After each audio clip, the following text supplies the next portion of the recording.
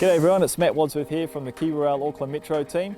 It's 1 AM and we're out here at Penrose with our track teams undertaking some important maintenance work on the railway tracks out here to ensure the safe and efficient running of passenger and freight trains on our network here in Auckland. We've got approximately 3,500 passenger train movements every week, and in addition to that we've got 250 freight train movements, and these numbers are only set to grow as Auckland grows. These frequency of train journeys have an impact on our rail network in terms of wear and tear. Unlike a road, the railway doesn't have an opportunity to detour or reroute its traffic, so therefore when we need to undertake major works we have to shut off parts of the network.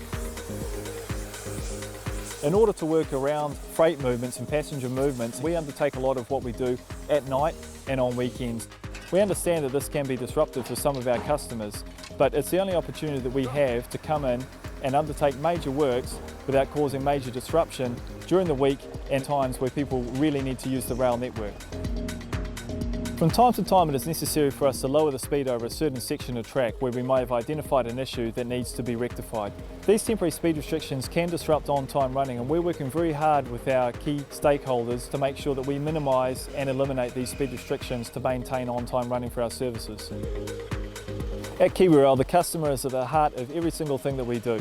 So we're proud to maintain the network here in Auckland Metro, and we're excited to help continue to grow rail. If you'd like to know more about what Kiwirail does, please visit our website at kiwirail.co.nz.